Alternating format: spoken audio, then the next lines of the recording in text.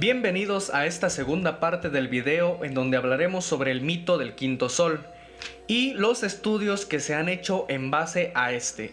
Así que si te interesa, te invito a que te quedes en esta sección de historia y cultura.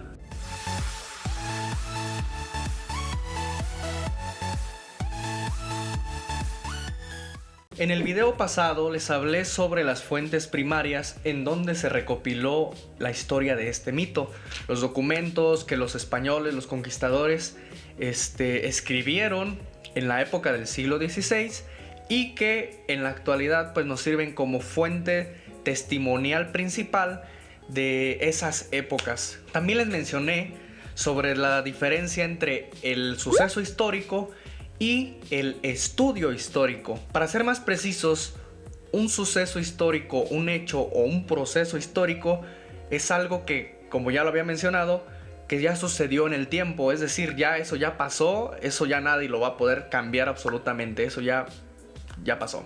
Y un estudio histórico hasta cierto punto es distinto porque es mirar desde el presente de cada persona ese pasado o ese proceso y tratar de comprenderlo en su contexto de esa época.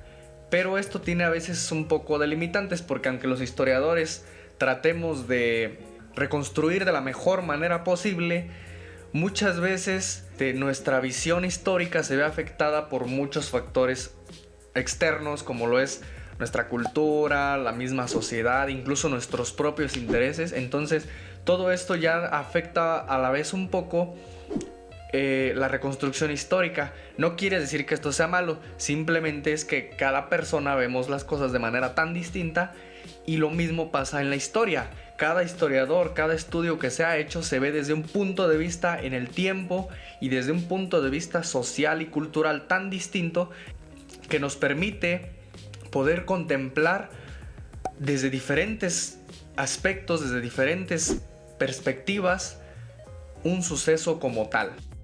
Teniendo en cuenta lo anterior, podemos comprender cómo en cada época, en cada sociedad, la forma en cómo se ha interpretado el pasado ha sido de manera distinta, y esto aplica para los estudios que se han hecho, porque pues es lo mismo.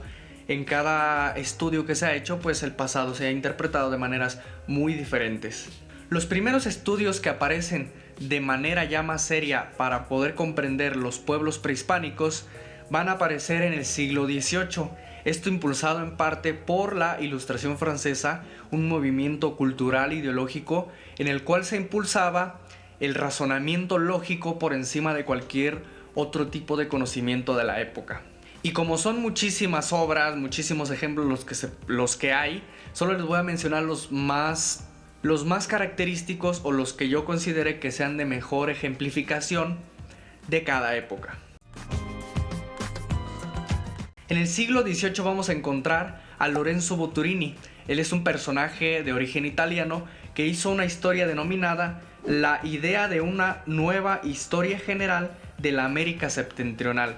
Aunque es muy criticada esa obra por algunos historiadores porque pues al parecer su razonamiento histórico a veces se va mucho de la realidad histórica, de lo que realmente pasó, a él se le da el reconocimiento por ser uno de los pioneros en comenzar con esta investigación histórica de manera más seria.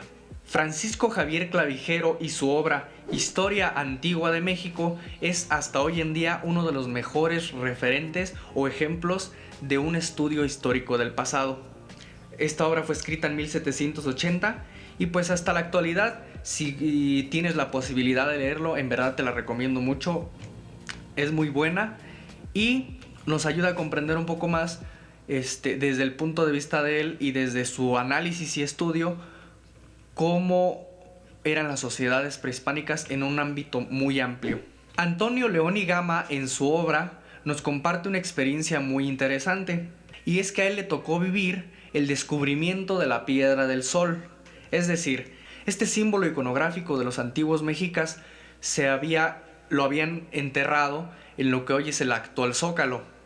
En la época en la que él vivió, contemplaron hacer una plaza y por ende tuvieron que hacer excavaciones y al parecer accidentalmente encuentran la piedra del sol, y este personaje, Antonio León y Gama, es el primero que va a contrastar el mito, los escritos que habían dejado los antiguos conquistadores, y va a interpretar de que en el centro se ve representado este mito. Recuerdan que en el video pasado yo les había mencionado que en el centro se representaba de manera visual. Bueno, pues es gracias a este señor que nosotros hoy en día entendemos que ese mito está plasmado en la parte central del calendario azteca.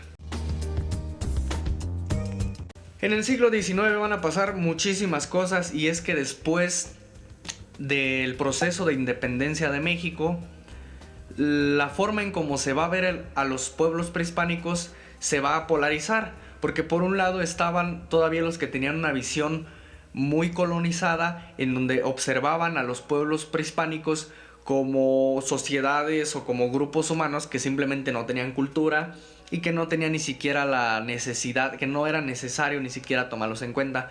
Pero por otro lado, personajes como María Bustamante se van a dar a la tarea de ver estas culturas, de ver a estos antiguos pueblos como la raíz de identidad, como nuestra raíz madre, y con la que la nueva nación mexicana que acababa de surgir se tenía que identificar. Entonces, digamos que se polarizó bastante el conocimiento histórico, se polarizó bastante esa visión histórica de esos pueblos, para que la gente se sintiera un poco más identificada con sus raíces. A un lado de todo esto hubo quienes se opusieron a estas visiones muy polarizadas y siguieron haciendo investigación pues de manera más seria y de manera más científica y de manera más profesional, por así decirlo. Y aquí vamos a encontrar a otros personajes como don Manuel Orozco Iberra, que publicó su obra de Historia Antigua y de la Conquista de México en 1880. Francisco del Paso y Troncoso nos da una propuesta muy interesante, y es que a la par de las investigaciones históricas, también una de las ciencias que estaba surgiendo poco a poco era la arqueología. Entonces, él propone que todas las investigaciones arqueológicas se tenían que contrastar con los escritos que ya se habían dejado. ¿Por qué? Una y otra de las fuentes se iban a contrastar, se iban a compaginar, y eso iba a enriquecer aún más el conocimiento que ya se tenía. La paleontología también iba iniciando en todo este ámbito científico, y hubo muchos que se interesaron por conocer la historia de la Tierra y de la formación del planeta y todo eso, ¿no? Me encontré con una visión muy interesante de un personaje llamado Antonio Peñafiel, el cual trató de contrastar la historia del mito del quinto sol con las antiguas eras prehistóricas. Es decir, bueno, él analizó el mito y trató de observar que a lo mejor las eras de los que los mexicas hablan en su mito fueron eras prehistóricas de la formación de la Tierra. Y pues es un poco interesante porque pues vemos esta visión de cómo estas personas, estos investigadores, trataban de compaginar el conocimiento mítico que se tenía de los pueblos con las nuevas ciencias, con los nuevos conocimientos que estaban surgiendo poco a poco en el mundo. Finalmente, pues ya en el siglo XX, la historia y todas las demás ciencias se van a establecer de manera muchísimo más formal, incluso hasta formar escuelas, instituciones ya donde se podían formar profesionistas capacitados para poder hacer investigaciones propias. Y pues esto va a disparar muchísimo más el campo de investigación histórica en todo sentido. Y pues les quiero mencionar a 3 personajes de los que han hecho estudios históricos referente a la religión de los pueblos prehispánicos, y pues que gracias a sus investigaciones hoy en día tenemos un panorama muy amplio para comprender a estos pueblos y comprender su ideología mítico-religiosa.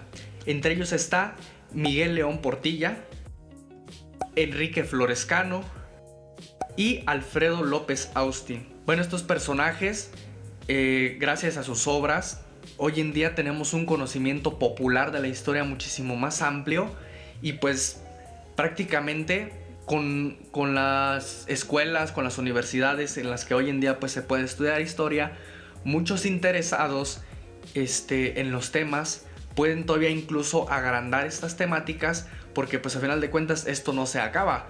Estas han sido algunas de las visiones en cómo se ha interpretado el pasado, empezando desde la Ilustración francesa, pasando por el siglo XIX, como ver el pasado de manera popular como algo de identidad, y en el siglo XX y XXI verlo como algo científico, más especializado, a una ciencia histórica cada vez más avanzada y que poco a poco sigue avanzando. No sé qué interpretaciones del pasado nos vayan a dar en el futuro las siguientes generaciones, pues es algo interesante de analizar cómo en cada época y cómo en cada sociedad busca dar una interpretación propia del pasado para ajustarla a su propio presente. Bueno, esto sería todo por hoy. Espero que si te gustó este contenido le des like, lo compartas, comentes, dejes en los comentarios si no sabías alguno de estos datos, o si conoces un poco más, nos ayudes a enriquecerlo comentando alguna otra fuente que tú sepas, algún otro dato interesante que tú conozcas. Y pues esto sería todo. Yo me despido y nos vemos en la siguiente.